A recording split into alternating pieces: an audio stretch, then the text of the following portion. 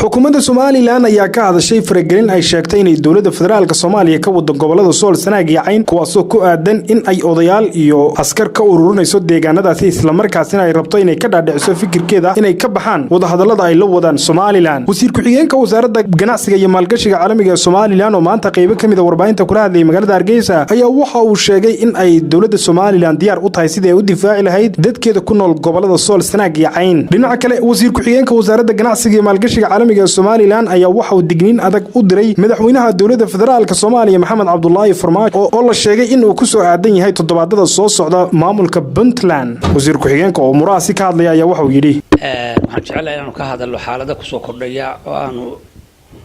aragno gobolka Sanaag iyo Sool labadaba kuwaasoo ah in dawladda federaalka ee Soomaaliya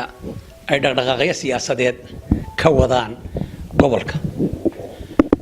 wadogtiina Soomaaliland waa dawlad caalamka dhammi og yihiin inkastoo aqoonsi weyn aanu jirin laakiin caalamku la socda xagga amniga iyo nabadgelyada wixii nabadgelyada ka hor imanaya ama nabadiidka ah in lala dagaalamo ama laga hortago anagu ma diidanin waana ka qayb qaadanaa shacabka reer Soomaaliland gaar ahaan gobolada Sanaag bari waa tadogeeda dhibaato ka dhacday dawladuna waa tan tacsi uga diray halka anagoo ka tacsideynana dadkii halka ku geeriyoodo aanu badankooda garanayno iyo ciidamadii Puntland ba dhinac walba laakiin iyadoo aanu sida aanu ugu tacsi garanayno Puntland waxaad moodaa in hadda uu ku soo wajahan yahay madaxweynaha federaalka oo ku soo socdo Garowe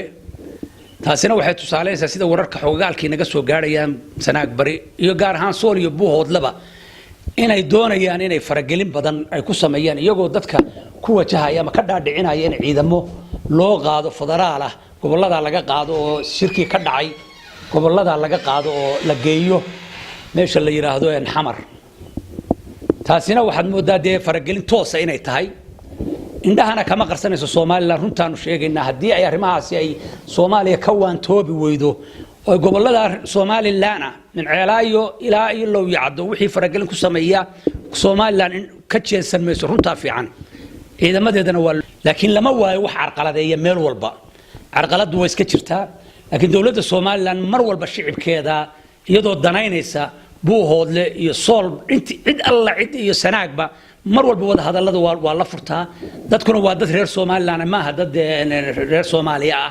ee dawladda federaalka ku xiran way iska jiraan dad xagga Xamar isaga shaqo tigay oo jooga laakiin mar walba Soomaaliland talaabooyinka ay qaaday waad ogaadeen shirkiga Hargeysa ka dhacay waad ogaadeen shirarkii badnaa Caynaba ka dhacay wada hadalku sidoo u soconayo waad la socoteen heshiis toos ah la gaaray Cali Khaliifna waa cadeeyay laakiin khilaaf lama waayo oo laba qof ama saddex qof meelaha ka tiraabta waa jiraan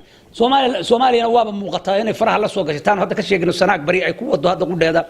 oo madaxweynahoodii maanta loo banaayo hoteeladii waaweynaa ee Garowe oo ku soo degayo inay ka wadaan faragelin toos ah oo ay rabaan inay cuqaal iyo salaadiin iyo dad fara badan ka ururiyaan iyo ciidamada oo ay Xamar geeyaan sidii hadda Buuhoodle ku sameeyeen taana indhaha laga qarsan maayo Soomaaliland indhaha ka qarsan maayo fariinna waa u direynaa waxaanu leenahay dad walaalaabay oo xuduud baynu wada leenahay British Somaliland baa la yiraahdaa yaan la isku soo xad gudbin waa Boqor Axmed Cabdi Soomaali News TV Hargeysa.